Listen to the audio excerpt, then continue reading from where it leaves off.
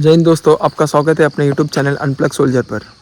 आप सभी ने जैसे कि थंबनेल देख लिया होगा, हम एसएससी जीडी में मिलने वाली सैलरी की बात करेंगे आज। क्योंकि आज के टाइम पे अभी जो एग्ज़ाम का लास्ट डेट चल रहा है और बच्चे डीमोटिवेट हो रहे हैं, तो मेरा एक फ़र्ज़ बनता है बड़े भाई होने के नाते कि आप सभी को एक मोटिवेटेड रखो। अभी आप कोई कोई होता है कि वो किसी और चीज़ों से मोटिवेट होता हो, क्या पता कोई कोई होगा इसमें जो सैलरी से मोटिवेट हो। तो मैं आपको एक एसएससी जीडी में जो भी हमें करंट में सैलरी मिल रही है आफ्टर ट्रेनिंग में जो मेरी फर्स्ट मंथ की अभी जो सैलरी आई है, मैं आपको बताऊंगा।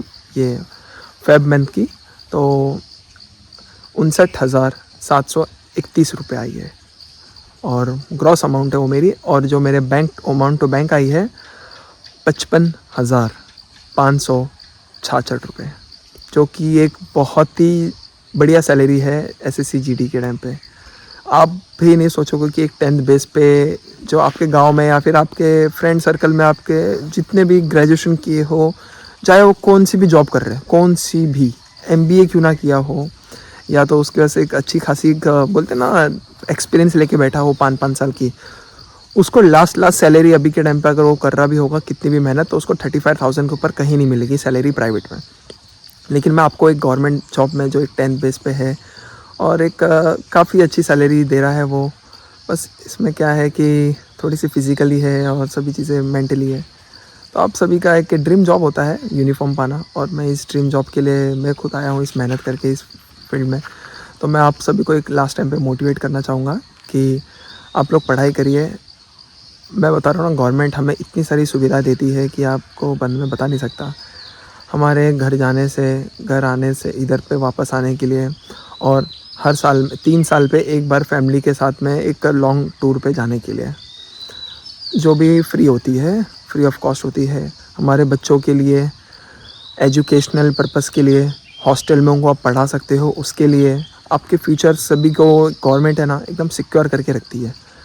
अभी जैसे कि मैं बताता हूँ, जो हमारे बच्चे होते हैं तो उनको जब वो होते हैं, बॉर्न होते हैं, तो उनमें बॉर्न होने के टाइम पे उनको 40,000 मिलते हैं आपकी उनको बच्चों को में हॉस्पिटल्स के खर्चे वर्चे ये सब के लिए। और आपको जो सीओ होता है तो वो एक्स्ट्रा छुट्टी भी देता है, क्योंकि अभी हमारा यूनिट में एक सर है, वो अभी गए हैं छुट्टी पे, क्योंकि उनको घर पे एक बेबी हुआ है। तो अभी मुझे उसको बारे में थोड़ा सा आइडिया है, मैंने उन सर से पूरी चीज़ें नॉलेज लेके रखी है, तो मैं आपको वो चीज़ें शेयर कर रहा हूँ। और अभी जैसे कि ये बात रही उनके एजुकेशनल पर्पज़ के लिए, तो उनके एजुकेशनल पर्पज़ के लिए उनको एक अच्छे से अच्छे स्कूल्स में, अच्छे से अच्छे हॉस्टल्स में आप उनको लेके पढ़ा सकते हो। आपके हॉस्टल्स का कितना भी फ़ीस हो, इनका ये है कि आपके मैंडेटरी है कि ये 60,000 टू 65,000 ना ये सारे आपको ईयरली देंगे। लेकिन अगर आपका बच्चा किसी अच्छे हॉस्टल्स में है या फिर अच्छे स्कूल्स में बड़े बड़े, तो उसका आप उनको बिल्स दोगे तो वो उसके ऊपर भी देंगे अलावेंस। तो इनका ये है कि ईयरली आपको 65,000 समथिंग आपको मिलेगा, बस बच्चों के एजुकेशनल पर्पज़ के लिए। क्या चाहिए आपको, आपकी लाइफ सिक्योर है, आप बस मेहनत करिए। बस गिन के मैं बता रहा हूँ, आपके पास 40 डेज़ है, 40 डेज़ लास्ट के 40 डेज़ है। प्लीज़ प्लीज़ प्लीज़ मैं ये बोलूँगा कि आप उसमें मेहनत करिए, क्योंकि ये जो लास्ट का टाइम है ना, इसमें बच्चे बहुत अप्स एंड डाउन होंगे, क्योंकि एग्ज़ाम डेट कंफर्म नहीं है, थोड़े से आगे पीछे हो रही है। मंथ्स कंफर्म है, लेकिन एग्ज़ाम डेट एकदम प्रॉपर्ली भी शेड्यूल हुई नहीं है। तो मैं आपको बता रहा हूँ ना कि इसमें जो बच्चे भी पीछे थे, जिनके नंबर सभी कम बन रहे थे, वो अभी देखना अपने आप को बूस्ट करेंगे, क्योंकि उनको पता है कि भगवान ने हो सके तो उनको टाइम दिया है करके, वो खुद को एक सेल्फ मोटिवेट करके अपने लास्ट टाइम को समझ के वो कोशिश करेंगे। लेकिन जिनके नंबर बन रहे हैं वो इसमें लापरवाही करेंगे। वो क्या करेंगे कि जितनी उनकी पढ़ाई चल रही थी तो उसको सोचेंगे कि हाँ भाई अभी एग्ज़ाम डेट कब आएगा, तो उसके हिसाब से वो एक मेंटेन करके लेके जाएंगे, लेकिन मेंटेन करने में ही वो गड़बड़ होगा। जो बच्चे पीछे हैं वो आपको बूस्ट करके आपसे आगे निकल जाएंगे, आपको पता भी नहीं चलेगा। इसलिए आप लोग अभी तक जैसे बूस्ट कर रहे थे अपने आप को बूस्ट करो, ये मेंटेन के चक्कर में मत रहिए। ये होता है रनिंग में, होता है कि हाँ भाई अभी भर्ती लेट है, तो अपनी रनिंग को, चीज़ों को, क्योंकि पूरी शेड्यूल्स होती है, जॉब होती है, तो उस टाइम पे रनिंग विनिंग ये सब बातें में मेंटेन करके अपने आप को चलना होता है।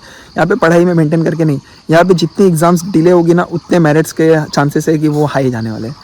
तो आप लोग यही है कि उसको कोशिश करिए, मेहनत करिए। मैं बता रहा हूँ बहुत ही अच्छा आपका बेहतरीन एग्ज़ाम जाएगा, और टेंशन मत लीजिए, आप सभी है, आप मेहनत करो। और आपको मैं बता रहा था ना कि आप मॉक मारने का, दिन में कितने मॉक मारने चाहिए आपको, ऐसा करके मैंने आप पार्ट 1 में बोला था। आप नहीं देखा होगा तो आपने पार्ट 1 देखिए, वहाँ पे मैंने मॉक के बारे में सभी चीज़ें बता के रखी है कि मॉक मारने का सही तरीका और सही टाइम कैसा है। मैं आपको एक मॉक मारने का एक बता देता हूँ कि उसमें एक टॉपिक ये छूट गए थे कि कौन कौन सा टॉपिक अटेम्प्ट करते हैं। ये तो मैंने आपको उस पार्ट 1 में बताया था। पार्ट 2 में मैं बता देता हूँ कि डेली में आपके अगर सिलेबस कंप्लीट है, सभी चीज़ें नंबर्स बन रहे हैं, आपके बस 2-4 नंबर कट रहे हैं। क्योंकि एक मैं बताता हूँ ना, मैथ्स ऐसा है कि उसमें टोटल हमारे पास मैथ्स में 18 चैप्टर्स है। 18 चैप्टर्स में से हर चैप्टर्स में 35 से 40 इतने ही टाइप्स के सम है। जैसा परसेंटेज आपने उठाया तो 35 से 40 टाइप्स ही सम है।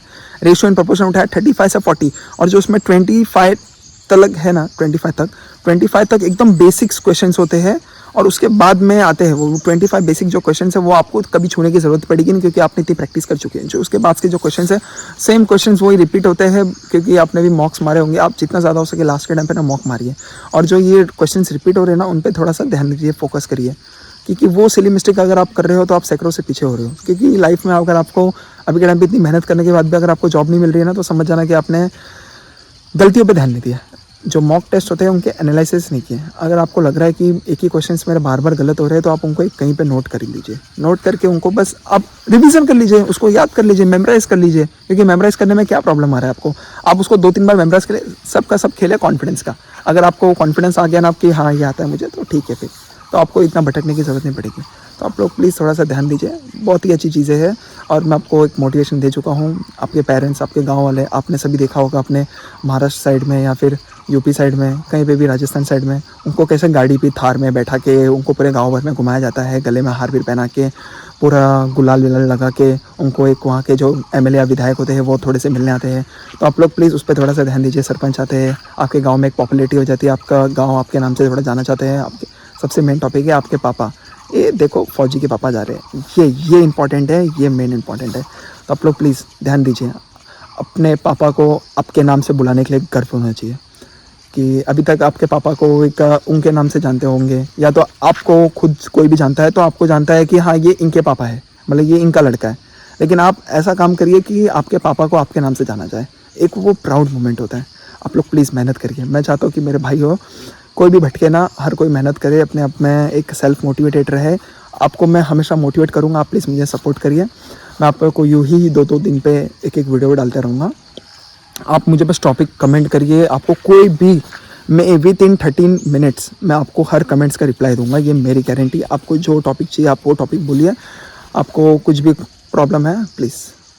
और अभी मैं ड्यूटी से आया हूँ, थोड़ा सा रेस्ट किए बिना मैं आपको यहाँ पे मैं टॉपिक के बारे में सोच के फिर मैं आपको यहाँ पे सैलरी स्लिप के बारे में मैं आपको सैलरी स्लिप एक थंबनेल में दे दूँगा, आप उसको देख लेना, एक सेल्फ मोटिवेट हो जाओगे आप।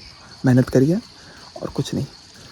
जय हिंद दोस्तों, प्लीज़ लाइक शेयर सब्सक्राइब करना, और जितना ज़्यादा हो सके शेयर करिए। Thank you. जय हिंद।